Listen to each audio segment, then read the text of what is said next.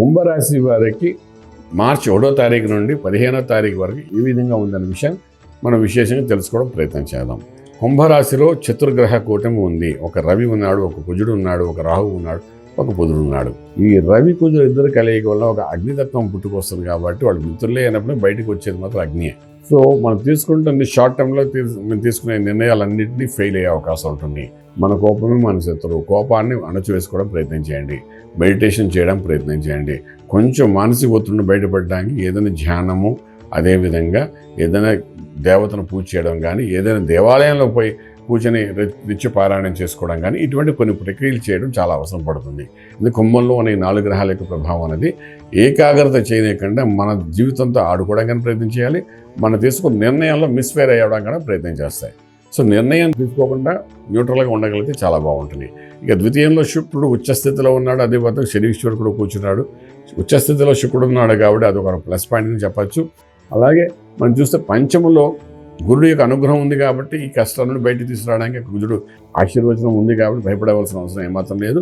సప్తమంలో కేతు కూడా ఉన్నారు. ఇలాంటి పరిస్థితుల్లో ఉద్యోగరీత్యా చేసే ప్రయత్నాలు ఏమీ చేయకుండా ఉన్నదాన్ని మెయింటైన్ చేయడానికి ప్రయత్నం చేయండి. ఎందుకంటే ఈ చతుర్గ్రహ కుటుంబంలో కూడా ఒక గ్రహం ఆల్మోస్ట్ మీనంలోకి వెళ్తే కానీ మీకు ఒక సాటిస్ఫాక్షన్ ఉండదన్నమాట. అప్పుడు తీసుకునే నిర్ణయాలు బాగుంటాయి. ఏదైనా నిర్ణయం తీసుకుంటే ఇది స్పష్టంగా చెప్తున్నాం, మీరు ఏదైనా కుంభరాశిలో నిర్ణయం తీసుకుంటే దాన్ని ఇంప్లిమెంట్ చేయడానికి ఒకరోజు సమయం తీసుకోండి. తీసుకున్న నిర్ణయం ఇంప్లిమెంట్ చేసే సమయానికి మధ్యలో దాని యొక్క వ్యవహారం అంతా మీకు బయటపడే అవకాశాలు ఉంటాయి. ఫర్ ఎగ్జాంపుల్, ఒక వ్యక్తి ₹1,00,000 ఇవ్వాలనుకున్నారు, రాత్రి అనుకున్నారు, ఒక రోజంతా దానికోసం గ్యాప్ ఇవ్వండి. నెక్స్ట్ డే మార్నింగ్ దాన్ని ఇంప్లిమెంట్ చేయడానికి ప్రయత్నం చేసినప్పుడు ఈ ₹1,00,000 తీసుకున్న వ్యక్తి గురించి కొన్ని విషయాలు మీకు వస్తాయి. దాంతో ఇవ్వాలా వద్దని మీరు డిసైడ్ చేస్తే అప్పుడు మీకు సక్సెస్ అని కనబడుతుంది. ఎందుకంటే అగ్నితత్వం గల ఈ యొక్క కుజుడు ప్లస్ రవి ఉన్నారో రాత్రి బర్న్ చేయడానికి సాయంకాలం వరకు నిర్ణయం తీసుకుంటారు. రాత్రి అయ్యేసరికి అక్కడ ఏంటి అవుతుందంటే చీకటిదే, అక్కడ ఈ యొక్క అగ్నితత్వానికి బలం తగ్గుతుంది, కుజుడికి బలం తగ్గుతుంది, రవికి బలం తగ్గుతుంది. సో ఆ టైంలో ఉదయం లేచి మళ్ళీ ఎప్పుడైతే మీరు నిర్ణయం తీసుకోవాలనుకుంటారో అసలు అది ఎంతవరకు బర్నింగ్ ఇష్యూ అనేది మనకు క్లారిటీ వచ్చేస్తుంది. దాంతో మీరు ఇవ్వాలా ఇవ్వకూడదు డిసైడ్ చేసుకుంటే దానివల్ల మీకు కొంతవరకు లాభాన్ని పొందవచ్చు, నష్టపోకుండా ఉండొచ్చు. మనం శుభకార్యాలకు పాల్గొంటారు.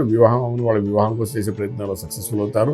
గృహప్రవేశం, శంకుస్థాపన, భూమి పూజ ఇటువంటి కార్యక్రమాల్లో కూడా పాల్గొంటారు. ఏదైనప్పుడు ఈ సమయంలో మీరు ఒకరికి ఏమైనా దానం ఇచ్చినా, ఒక వస్తువు ఇచ్చినా, ధనం ఇచ్చినా తిరిగి రావడం అనేది చాలా కష్టమైన పరిస్థితి. కాబట్టి ఈ 15 రోజులు అటువంటి కార్యక్రమాలు ఏమి చేయకండి. ఇక మంత్రం దగ్గరికి వచ్చినప్పుడు విశేషంగా ఇక్కడ ఏం చేయాలి, శివునికి అభిషేకం ఎంత చేసుకోగలిగితే అంత బాగుంటుంది. లేదంటే సుబ్రహ్మణ్యేశ్వర స్వామికి అభిషేకం చేయండి. ఎందుకంటే కుజుడు తత్వం కూడా అక్కడ ఉంది కాబట్టి. సో సూర్యోదయం కంటే ముందు లేవడానికి ప్రయత్నించండి.